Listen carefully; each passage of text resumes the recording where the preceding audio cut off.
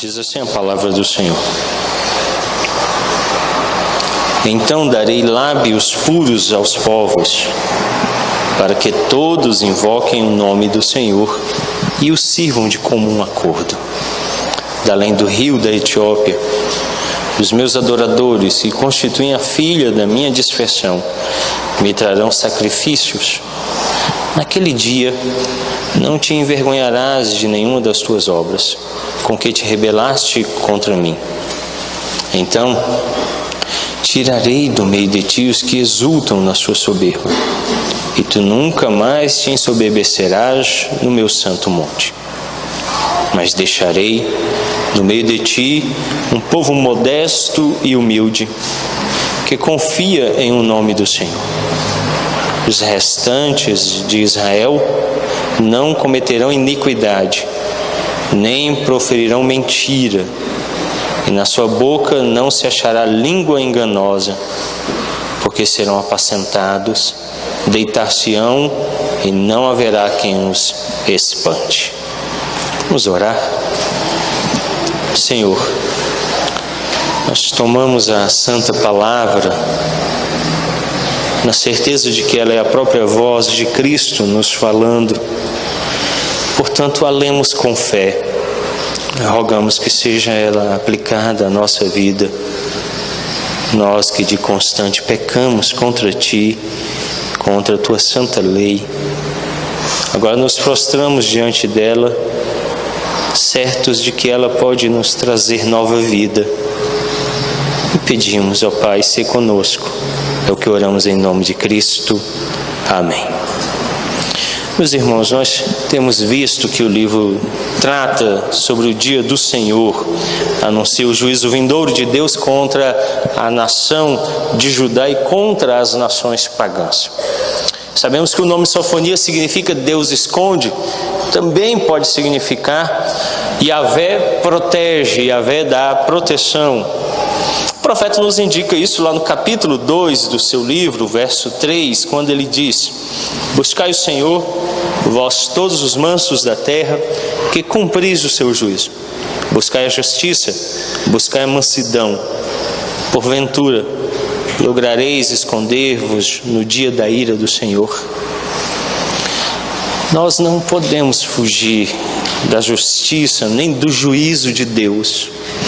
Diante dessa verdade aterradora aos ouvintes, tanto a nação de Judá quanto às nações pagãs, o profeta então levanta essa questão. Não há possibilidade de fugir, de lograr êxito em deixar de ser atingido pelo juízo e a ira de Deus. O próprio nome do profeta responde dizendo que aqueles que se escondem em Deus não podem se esconder dele nem fugir dele, mas fogem para ele e se escondem nele, esses encontram salvação. O profeta então agora introduz uma nova dimensão em sua mensagem.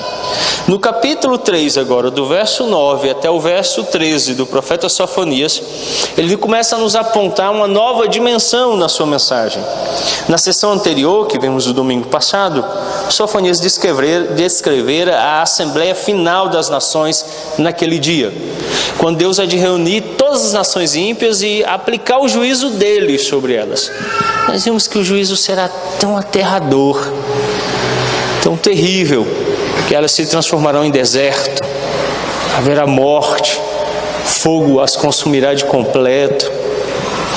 E agora então ele deixa esse cenário e inicia um novo cenário. E por causa da obstinada resistência da sua própria nação a todo apelo para humilhar-se, eles também estariam entre os que seriam julgados.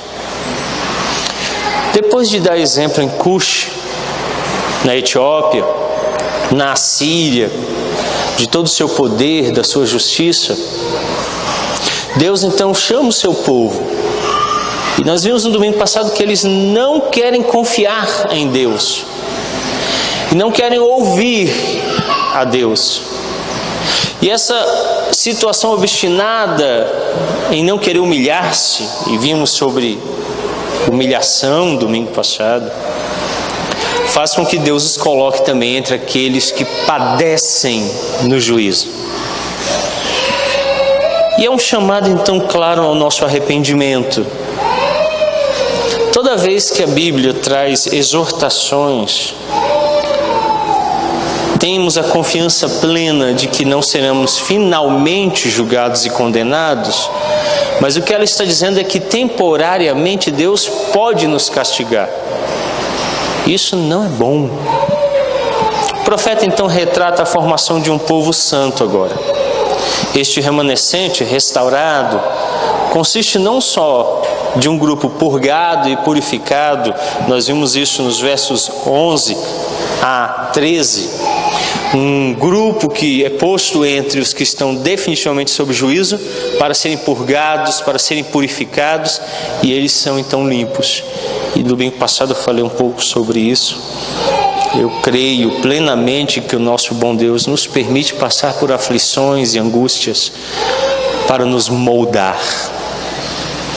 E olha, nessa caminhada cristã, eu tenho aprendido que se Deus não for duro comigo, em toda a minha impenitência, se Ele não... Eu gosto muito da palavra burilar. Vocês conhecem essa palavra, essa expressão? Burilar. É isso que Deus tem que fazer conosco. E como nosso coração se tornou tão duro, mas tão duro como a pedra, Ele precisa quebrá-lo. Ao final da escola dominical, vocês podem fazer a visita a um monumento que eu acho que é histórico. É uma rocha mesmo. Está ali na entrada da igreja, ali no portão de entrada, do lado de fora. Acho que se nós reunirmos todos os homens aqui dessa manhã, a gente não consegue levantar. Ela é pesada. Ela é dura. Acho que não dá para quebrar com uma marreta, não dá, seu Vanderlei? Aquela ali é uma rocha de verdade. Eu acho que nosso coração é daquele jeito. E Deus quebra ele em pedacinhos bem pequenos. Esmiuça para nos dar um coração de carne. E Ele faz isso através de sofrimentos, angústias, aplicando sobre nós o seu juízo temporário, nos punindo na nossa vida obstinada e coração impenitente, para que nos nossos pecados passemos por angústias muitas e tenhamos aquilo que eu acho que é uma das expressões mais belas da Confissão de Fé de Westminster: odiosidade pelo pecado. Temos o pecado em extrema repugnância e o abandonemos. Isso Deus o faz por angústias muitas e sofrimentos muitos, para nos moldar e nos levar àquilo que o povo de Israel não experimentou, que era a necessidade premente de Deus, carência por Ele e humilhação, a soberba fosse vencida. Depois os convertidos das nações se reunirão ao seu povo no culto e no serviço prestado ao Deus único e verdadeiro. Você vê isso nos versos 9 e 10. Mas em primeiro lugar, essa manhã eu quero considerar com vocês acerca da purificação do remanescente, em primeiro lugar, nações convertidas. Meus irmãos, nós tivemos aqui uma série de sermões sobre o ID. E a única coisa que eu posso sentir em relação a isso é que foi inócuo. Parece que falei a ouvidos surdos. Na verdade, eu consigo me reportar à época lá do seminário, quando éramos instruídos a pregar só para nós mesmos, em frente ao espelho. É uma técnica de homilética. Parece que preguei para mim mesmo, sozinho, porque a igreja simplesmente ignorou a ideia do ID, da evangelização. Nenhum único parente, um ente querido, um colega de trabalho, um vizinho, nenhum sequer foi objeto da evangelização. E agora o profeta então nos conduz à ideia de nações convertidas. Eu só acredito nisso porque é o próprio Deus falando. Eu não consigo acreditar que talvez venhamos a converter um único vizinho nosso, nem a cidade de Samambaia, muito menos o Distrito Federal. E se pensarmos em termos do nosso Brasil, e se pensarmos nas nações como um todo, nem sequer há esperança. Mas é isso que o profeta anuncia agora. Quando o profeta se reporta então ao Senhor declarando: eu converterei as nações, ele ressalta a necessidade do imediato envolvimento de Deus. E eu acho que talvez aqui seja o ponto onde nós estamos falhando. Talvez seja aqui o ponto onde nós estamos errando. A conversão dessas nações, o chamado delas à presença do Senhor, não é uma obra nossa. É uma obra de Deus. Começa então, em primeiro lugar, com oração. E ele começa então chamando Deus para essa tarefa. Ele acredita plenamente que é o Senhor que vai converter essas nações e fazê-las um povo santo. Nossa santificação, nós já aprendemos isso aqui nesse púlpito, é uma operação do Espírito de Deus. Só o Espírito dele nos santifica. E ele nos concedeu meios de graça pelos quais somos santificados, os quais são muito desprezados. Eu quero tomar, por exemplo, a oração. Nós oramos pouco. E ela começa, em primeiro lugar, com você. Jesus disse que o primeiro exercício da oração é privado. E você, em secreto, lá no seu quarto com Deus. Se você não começar lá, nós podemos implementar todos os métodos aqui na igreja. Não funcionará. Na verdade, vai funcionar. Nós vamos treinar fariseus. A oração verdadeira, ela inicia você e Deus. Em primeiro lugar, você precisa aprender a orar. Meus irmãos, eu acho que as aflições, elas nos moldam de fato. Por isso eu não temo em rogar ao meu bom Deus que envie sobre vós aflições, e aflições muitas. E angústias tais, que isso mova vocês à oração. Que tome o coração endurecido e o quebrante, esmiuçando ele em pedacinhos, que jamais poderão ser unidos de novo.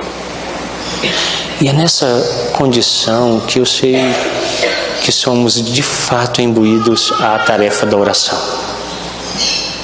Quando as angústias nos sobrevêm, quando as lutas da vida surgem, é nesse momento que nós nos apegamos às Escrituras fortemente. Como o salmista hoje nos ensinou no Salmo 121, dizendo: eleva os olhos para os montes, de onde me virá o socorro? Ora, ninguém clama por socorro senão em perigo. Por isso eu sei que quando nós nos colocamos em perigo, é aí que clamamos pelo Salvador, que o buscamos. E então eu penso que talvez seja oportuno aflições e angústias para nos motivar aos meios de graça pelos quais somos santificados, fortalecidos e aumentada a nossa fé. As nações então serão convertidas pela operação do próprio Deus. Só quando Deus opera pelos meios que Ele designou. Falei domingo passado que nossos filhos são levados, retrasado, que nossos filhos são levados à fé pelo meio que Deus instituiu, que é o meio de graça. O dom especial do Senhor a essas nações é que falarão com lábio puro. Você vê isso no verso 9.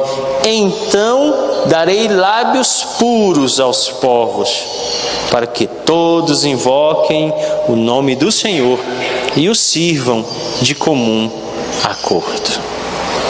É isso que Deus vai fazer. Ele vai conceder lábios puros. A forma singular do termo lábio nas Escrituras frequentemente significa linguagem. Isso já se manifesta aí em alguns dos vários textos que nos são conhecidos. Gênesis, o capítulo 11, o verso 1, os versos 6 e 7, o verso 9, declara que Deus confundiu a linguagem dos povos. Se você tiver tempo depois para fazer uma leitura atenta desse capítulo 11 lá de Gênesis, você vai perceber que por causa do pecado ali, há a dispersão dos povos. Daqui a pouco, Sofonias vai nos falar sobre esse fato da nação de Israel ter sido dispersa. E ora, como é que são reunidos os povos de novo? Agora dando uma linguagem única, uma linguagem pura. Você vê isso no Salmo 81, verso 5. Abra a sua Bíblia lá para lermos o Salmo 85, verso 1. Salmo 81, o verso 5. Diz assim: Ele ordenou como lei a José, ao sair contra a terra do Egito: ouço uma linguagem que eu não conhecera. De fato, os israelitas por muito tempo estavam contaminados pela forma de ser idólatra do Egito. Mas quando Deus os resgata, quando Deus os traz de volta, Ele os liberta disso e dá a eles um novo linguajar, uma nova forma de falar. Abra sua Bíblia no profeta Isaías, capítulo 19, para lermos o verso 18. Profeta Isaías, capítulo 19, verso 18.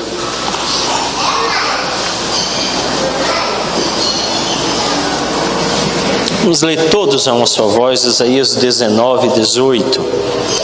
Naquele dia haverá 5 cidades na terra do Egito que falarão a linguagem de Canaã e farão ajuntamento ao Senhor dos Exércitos.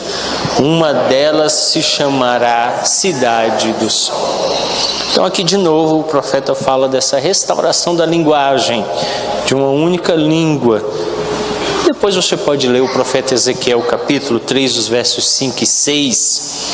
De novo, o profeta anuncia esse surgimento de uma nova linguagem para que todos invoquem o nome do Senhor. O que nós estamos então vendo é que Deus dá uma palavra que transforma povos. Ele dá o Evangelho, o verbo vivo de Deus, o próprio Cristo. Palavra viva, que é anunciada, que falada, que pregada pela igreja, transforma as nações e traz as nações. E qual é o propósito? Para que todos invoquem o nome do Senhor. E invocarão o nome do Senhor por salvação, é o que diz o texto. Vão clamar para serem salvos. Em que se constitui o anúncio do Evangelho, senão na mensagem de que Deus é santo? Depois de reconhecermos toda a sua glória, a sua santidade, os ímpios precisam ver quem Deus é. Eles perderam, o Deus deste século cegou o entendimento deles. Eles não conseguem mais ver Deus como Deus o é, na beleza da sua santidade. A primeira tarefa que você tem na evangelização é mostrar a beleza de Deus, a glória, a santidade dele. Diante disso, então, todo homem se torna indesculpável. E você então aponta os pecados dele. E quando você mostra a corrupção, a pecaminosidade, como ele está vivendo em tão grande desgraça, surge uma pergunta: como me salvarei da glória de Deus? Como me salvarei diante daquele que é justo? O problema dos ímpios é que eles não temem a Deus. O problema dos ímpios é que não reconhecem a grandeza de Deus, não sabem quem é o Senhor. E quando nós apontamos a eles ficam desesperados. E então eles invocam: como serei salvo? Como serei salvo? E é a hora então que você dá a resposta: que todo aquele que crê no Senhor Jesus Cristo como seu Senhor e Salvador será salvo. Isso é evangelização. Os povos então agora vão receber de Deus essa linguagem para que o invoquem, para que o chamem como Salvador. Esta petição das nações implica em um pronto reconhecimento do pecado, juntamente com uma confissão de que só o Senhor é Deus e Salvador. Essa é a tarefa da igreja, meus irmãos. Conclamar os ímpios a reconhecer Deus como seu Senhor e Salvador. A igreja precisa fazer isso. A igreja precisa evangelizar. Nós precisamos abrir pelo menos uma congregação. Nós precisamos fazer missões, anunciar Cristo aos povos. Essa é a tarefa da igreja. Então o profeta nos fala que eles, esses povos, essas nações agora convertidas, servirão não só com seus lábios, mas também com as suas vidas. Não é uma conversão aparente, temporária, mas ela é real, verdadeira. E as vidas então agora são consagradas a Deus. Numa figura muitíssimo impressiva, o profeta retrata esse serviço recíproco das nações gentílicas como um só ombro. É isso que o profeta declara, que esses povos agora são um só ombro, são um só corpo, curvando-se com determinação e com um só espírito. Esses convertidos ao Senhor expressarão seu culto a Ele, assumindo a tarefa grosseira do servo mais humilde. Aqueles povos soberbos que confiavam em si mesmos, que não confiavam em Deus, isso o é declarado no capítulo 3, verso 2, não atende a ninguém, não aceita disciplina, não confia no Senhor, não se aproxima do seu Deus.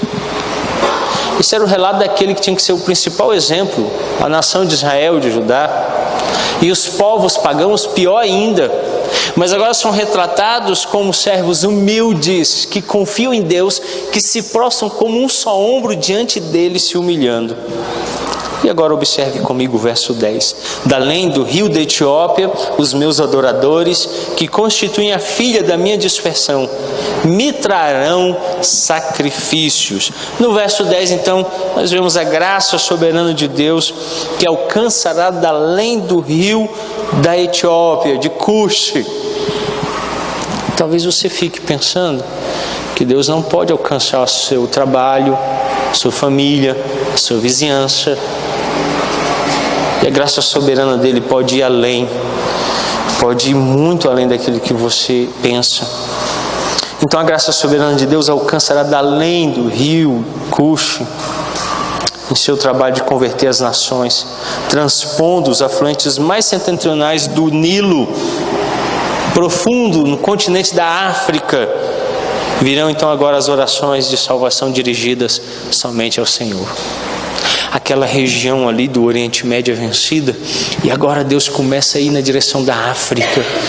Nós temos relatos bem antigos de tribos, mas tribos muito antigas no interior da África, que praticavam a circuncisão nos moldes dos israelitas. E há muito, muito tempo atrás, ali chegou o Evangelho. E agora o profeta está falando disso, que Deus vai vencer o Nilo, que era uma divisão geográfica intransponível naquela época, e vai alcançar agora os povos da África. Deus pode sim, com seu poder, alcançar povos que às vezes estão além daquilo que pensamos. A filha do meu povo disperso, é o que diz o profeta. O código de leis deuteronômicas ameaçava com a dispersão se Israel não mantivesse um espírito de obediência perante o Senhor. Abra sua Bíblia, 5º livro da lei de Moisés, chamado Deuteronômio, o capítulo 4, para lermos lá o verso 27. Vamos ler todos a uma só voz, diante do nosso bom Deus. Deuteronômio 4, o verso 27. Leiamos. O Senhor vos espalhará entre os povos, e restareis poucos em número entre as gentes, aonde o Senhor vos conduzirá. É aquilo que eu falei, Deus dispersa os rebeldes, os impenitentes. O capítulo 28, ainda do 5º livro da lei de Deuteronômio, capítulo 28, verso 64, traz de novo a mesma promessa. Deuteronômio 28, verso 64, novamente em uníssono, todos leiamos. O Senhor vos espalhará entre todos os povos, de uma até a outra extremidade da terra. Servirás ali a outros deuses que não conheceste, nem tu, nem teus pais, servirás a madeira e a pedra. Que tragédia, irmãos! Quando nós desobedecemos a Deus, quando somos impenitentes e nos negamos a anunciar a nova linguagem, a voz dele, o verbo dele, para que os povos se convertam, quando nos negamos a confiar no Senhor, nos prostrarmos diante dele como servos humildes, ele nos dispersa e nos humilha, nos colocando para servirmos madeira e pedra. Já pensou, Larissa, você encontrar o Tiago Cedro conversando com a vassoura da sua casa lá? Uma conversa bem animada lá com cabo de vassoura. Eu acredito que a Larissa ia dar passos bem lentos assim, sair bem de quietinho e falar, vou deixar ele aqui porque ele tá louco, né? O que o Tiago pode fazer doido, né? Vocês já imaginaram? Já pensou, presbítero Agel, você encontra a irmã Kelly numa conversa bem animada com o tijolo.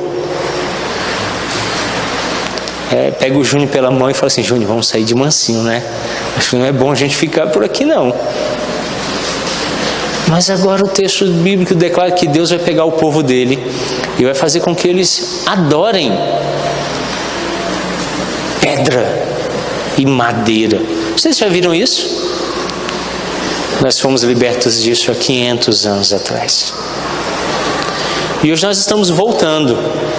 Então há quem adore objetos, outros como por exemplo papel nas cédulas monetárias, há quem adore bens, há quem adore coisas deste tempo presente. E é isso que Deus faz. Ainda o capítulo 30 de Deuteronômio, verso 3, agora nós temos uma promessa.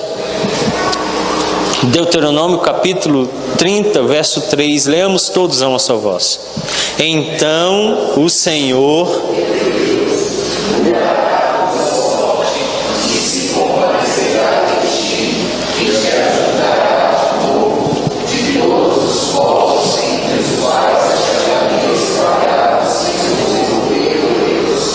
Meus irmãos, é isso que cremos. Que esse mesmo Deus que nos colocou em opróbrio, esse mesmo Deus que nos coloca em aflição e angústias, é o mesmo Deus que nos restaura, é o mesmo Deus que nos traz de volta e que nos coloca à presença dEle. Por meio da dispersão, a experiência histórica de Israel de servir como tipo dos eleitos do Senhor seria interrompido.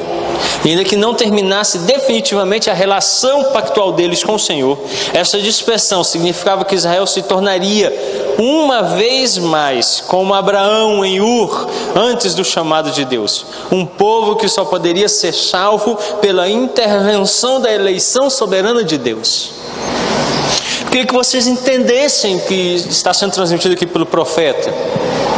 Eu dei uma pista disso no início, que os nossos corações estão tão empedernidos, tão endurecidos, que o pastor prega uma série inteira sobre evangelismo e a gente continua surdo. E talvez vocês não tenham percebido que o ministro do evangelho invocou maldições sobre nós essa manhã. E aflições e angústias tais que venhamos a perecer, gritando, onde está o meu socorro? Mas eu não quero deixá-los em angústias, porque Deus está prometendo que Ele mesmo volta e nos resgata. Se hoje, meus irmãos, se neste dia, se agora dermos ouvidos à voz do nosso Deus e o obedecermos, Ele nos restaurará, nos livrará do nosso cativeiro, do nosso opróbrio. E Ele mesmo será o nosso Deus e nós seremos o seu povo. É a intervenção daquele que nos elege. Portanto, não surpreende encontrar o profeta Sofonias ligando um remanescente disperso dos israelitas em sua restauração, e ele chama a filha de um povo disperso, verso 10, com gentios convertidos, as nações que invocam o nome do Senhor, verso 9.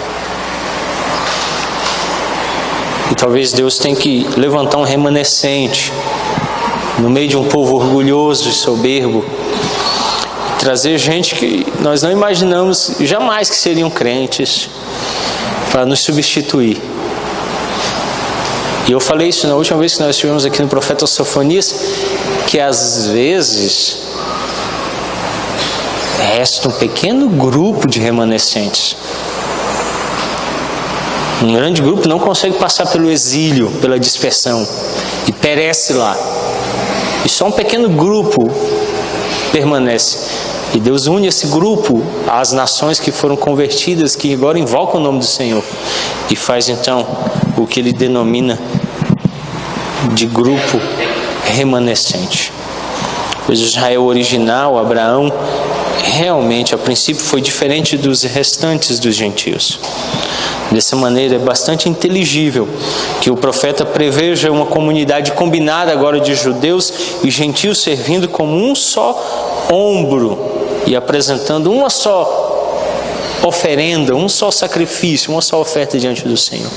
Essa tem sido a minha oração, lembrando-me daquilo que o profeta nos fala sobre as nações gentias sendo inclusas como povo de Deus, e que o apóstolo São Paulo fala na sua epístola aos Romanos, que o ramo original foi cortado e nós somos enxertados, e ele nos exorta dizendo: se o original foi cortado, ai de vós.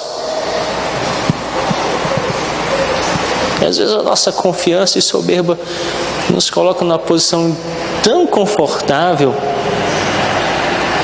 e agora o Senhor vem e nos humilha. E no verso 11, ele diz assim: naquele dia não te envergonharás de nenhuma das tuas obras, com que te rebelaste contra mim. Então tirarei do meio de ti os que exultam na sua soberba, e tu nunca mais te ensoberbecerás no meu santo monte. No verso 11, o profeta volta à discussão da expectativa que aguarda a cidade de Jerusalém. Este fato é indicado pela retomada na forma feminina, no singular. Isso é indicado pelo uso do verbo também no feminino e de pronomes femininos neste verso agora. Então, Jerusalém, que outrora tinha sido citada lá a partir do verso 1 até o verso 8, a cidade santa de Deus, onde o povo do Senhor habita, retorna à cena em meio às nações gentílicas que estão sendo salvas, e agora ele diz: eu vou purificar vocês. E eu creio nisso, meus irmãos, que Deus, por meio da aflição e da angústia, há de revelar aqueles que verdadeiramente estão em Cristo, que verdadeiramente repousam nele, e aqueles que não são, mas que são pedra de tropeço para o povo do Senhor, hão de ser extirpados, consumidos pela ira do Senhor, e o povo dele há de ser purificado. Só os crentes verdadeiros, só os verdadeiros remanescentes permanecerão. Só aqueles que são fiéis de fato hão de permanecer à presença do Senhor. Esse grande dia incluiria a purificação do pecado do remanescente de Israel, bem como a destruição do perverso. A cidade não se envergonhará, mas não porque seus habitantes não tenham culpa, porque agora ela reconhece que tem remissão em Cristo. Eu já falei sobre isso aqui e vou retornar a isso aqui de novo. Os fariseus nunca fazem uma confissão pública de pecados, nunca reconhecem os erros, nunca buscam ajuda. Às vezes, meus irmãos, eu ergo os olhos no gabinete pastoral, à porta do gabinete, e fico ansiosamente aguardando que por essas portas entrem crentes fiéis, cônscios do seu pecado, dispostos a confessá-los e a dizer: pastor, eu preciso de restauração na minha vida, de ajuda. Eu quero abandonar o pecado, eu quero ter odiosidade por ele, eu quero ter nova vida em Cristo. Nós não testemunhamos isso, porque nós fomos moldados por uma religiosidade aparente de que nós já somos santos. Mentimos a nós e ao próximo e pensamos que podemos mentir a Deus. E de constante vivemos essa falsa aparência de santidade plena, com pecados muitos escondidos nos escombros da nossa vida, que vez ou outra são revelados, e quando são revelados, eu sou impiedoso em puni-los da forma mais severa possível, porque eu sei que não há arrependimento, e que só porque os pecados foram revelados, é que estão vindo à presença do povo santo de Deus. Mas eu sou complacente ao extremo com aqueles que buscam o Senhor dizendo: eu vim porque eu reconheço que sou pecador, e caem de joelhos dizendo: tem misericórdia de mim, Senhor, porque pequei contra Ti. Esses verdadeiramente têm um coração transformado. Esses não se envergonham de dizer: nós fomos purificados por Deus, fomos salvos pelo Evangelho e experimentamos nova vida em Cristo. É isso que o profeta diz. Essa cidade, que agora está isenta de toda vergonha, é a mesma cidade que anteriormente fora censurada por não ter vergonha alguma. Olha o verso 5 do capítulo 3. O Senhor é justo no meio dela, Ele não comete iniquidade. Manhã após manhã traz Ele o seu juízo à luz, não falha, mas o ímpio não conhece a vergonha. Agora o capítulo 2 do profeta Sofonias, o verso 1. Concentra-te, examina-te, ó nação que não tens pudor. São esses povos que outrora não sentiam vergonha, esse povo que outrora não tinha vergonha, mas que agora não tem. Veja o que diz o texto bíblico: naquele dia, verso 11, não te envergonharás de nenhuma das tuas obras com que te rebelaste contra mim. Os irmãos, a essência do cristão é essa capacidade da confissão de pecados e do arrependimento bíblico. Eu falei sobre isso nas quartas-feiras, eu tenho falado sobre isso. Nós precisamos experimentar essa cara limpa. Chegar e falar assim: olha, antes eu vivia assim, mas agora eu vivo assim. Mas nós estamos sendo treinados a cada dia pela religiosidade dos nossos dias a dizer assim: eu não tenho pecado nenhum, eu não erro, eu não minto, eu não roubo, eu não adultero. Olha, Jesus, Ele é tão sábio, mas tão sábio, que Ele reduz todos esses mandamentos ao nível mais difícil, mas tão difícil que nenhum de vocês consegue cumpri-los. Ele diz assim: aquele que simplesmente tiver pensamentos impuros já adulterou. Você não precisa ir para um motel, você não precisa dormir com outra pessoa, ter relações sexuais com ela para adulterar. Jesus disse que você precisa só ter pensamentos impuros. E como pensamos, isso já nos coloca na condição de pecaminosidade tal, mas tal, que se não cairmos de joelhos agora mesmo e clamarmos pela misericórdia dEle, seremos todos consumidos pela sua ira. Portanto, irmãos, vejam como é necessário que confessemos os nossos pecados. A confissão de pecados faz com que experimentemos arrependimento verdadeiro. E o arrependimento nos conduz à conversão à nova vida. E é isso que o profeta apresenta aqui. Vejamos então agora o verso 12. Mas deixarei no meio de ti um povo modesto e humilde, que confia em o nome do Senhor. O profeta viu o pecado do orgulho como sendo a causa principal da destruição inevitável de Judá. Cuidado, você que tem coração orgulhoso, que acha que não precisa de conversão, que não tem pecado, que não precisa ser salvo. Talvez essa seja a causa da manifestação do juízo de Deus sobre a sua vida. Dessa maneira, A humildade genuína perante Deus tinha que ser caracterizada, tinha que ser a característica principal do remanescente, que era conduzido por meio desse juízo purificador. Esse remanescente é chamado humilde e pobre. Meus irmãos, ter carência de Deus, ter necessidade dele, dependência, precisar. Quer fazer o pastor feliz? Busque as Escrituras, anseie por elas, queira estudá-la, conhecê-la, vivê-la. Busque oração, busque os meios de graça, os sacramentos, busque uma vida cristã. Esses dias eu cheguei em casa e falei com a Elaine, falei assim: amor, estou tão contente, fulano está vindo na semana, todos os dias. Você vê ele com a Bíblia assim aberta, assim, olhando para a Bíblia assim, ó. Sentado assim, olhando o primeiro banco com sede. Olha, uma coisa que a gente não tem visto na igreja. Gente que chega e fala assim: eu preciso de você, Senhor. Eu preciso de Ti.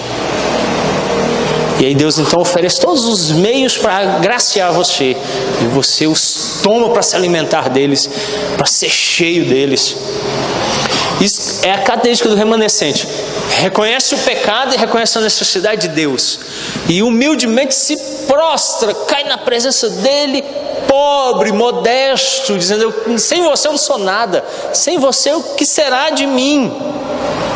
Este remanescente em humildade e humilde aceitação da admoestação prévia não se considera melhor que um monte de restolho pronto para ser consumido pelo fogo da ira de Deus. Capítulo 2, verso 2, todos a uma só voz leiamos, Sofonias 2:2.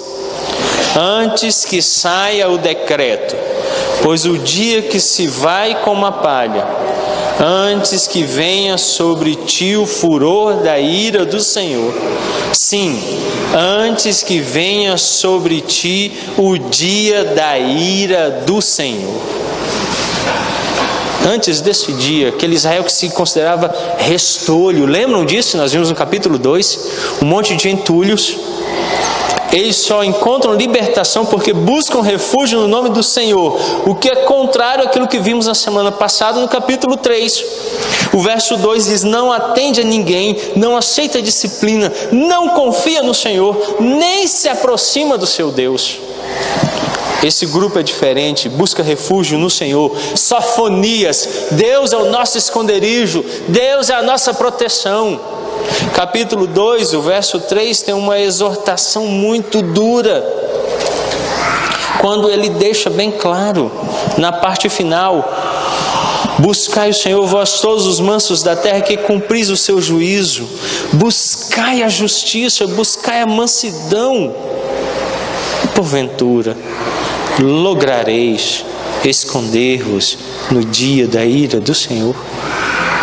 Não dá para fugir dele, não dá para se esconder dele. Então ele encerra com o verso 13: os restantes de Israel não cometerão iniquidade, nem proferirão mentira, na sua boca não se achará língua enganosa, porque serão apacentados, deitar-se-ão, e não haverá quem os espante. Agora o profeta descreve as consequências, em vez das causas de um remanescente ser preservado para o Senhor. Eles não farão mal. Essa frase é paralela à descrição anterior do Senhor, que se mostra abstendo de todo o mal, no capítulo 3, verso 5. O caráter moral do remanescente se conforma à natureza do Senhor, que o libertou. Recriados em verdadeira justiça e santidade, este remanescente preservado reflete a imagem de Deus em seu padrão de comportamento. Como é glorioso isso!